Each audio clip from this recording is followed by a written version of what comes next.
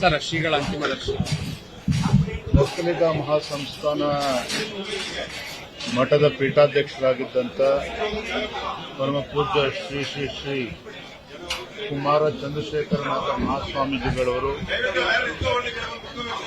ವಿಧಿವಶರಾಗಿರ್ತಕ್ಕಂಥ ವಿಚಾರ ಕೇಳಿ ಬಹಳ ದುಃಖ ಆಯಿತು.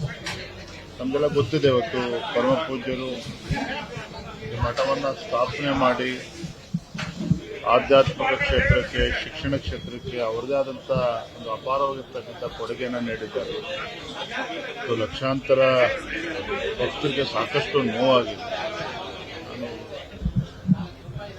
ದರ್ಶನ ಪಡೆದುಕೊಂಡು ಇದೇನು ಅವರ ಅಗಲಿಕೆಯ ನೋವನ್ನು ಬರೆಸ್ತಕ್ಕಂಥ ಶಕ್ತಿ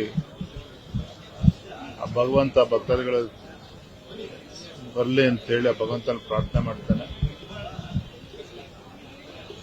ಬಹಳ ಶ್ರಮವನ್ನು ಹಾಕಿರ್ತಕ್ಕಂಥ ಸ್ವಾಮೀಜಿಯವರು, ಮತ್ತೆ ಹಿಂದುತ್ವದ ಬಗ್ಗೆನೂ ಕೂಡ ಒಂದು ಅಪಾರವಾಗಿರ್ತಕ್ಕಂಥ ಒಂದು ಪ್ರತಿಪಾದನೆ ಮಾಡಿರ್ತಕ್ಕಂಥ ಮಹಾಸ್ವಾಮೀಜಿಗಳು.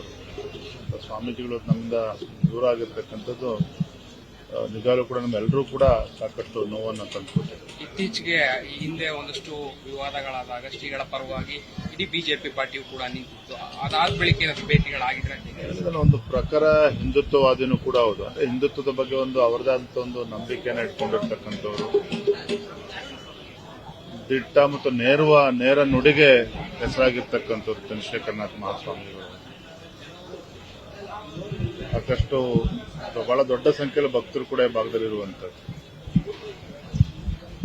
ಹಾಗೆ ಒಂದು ನಷ್ಟವನ್ನು ಬರೆಸ್ತಕ್ಕಂಥ ಶಕ್ತಿ ಭಗವಂತ ದಯಪಾಲಿಸಲಿ. ಇಲ್ಲ, ಭಕ್ತರು ಸಾಕಷ್ಟು ನೋವಲ್ಲಿದ್ದಾರೆ. ಆದರೆ ಅವರೊಂದು ಅವರದೇ ಆದಂಥ ಒಂದು ವಿಚಾರಗಳನ್ನ ನಮಗೆ ಬಿಟ್ಕೊಟ್ಟು ಹೋಗಿದ್ದಾರೆ. ತೋರಿಸಿರ್ತಕ್ಕಂಥ ಮಾರ್ಗದಲ್ಲಿ ನಾವೆಲ್ಲರೂ ಕೂಡ ಸಾಗಬೇಕಾಗಿದೆ.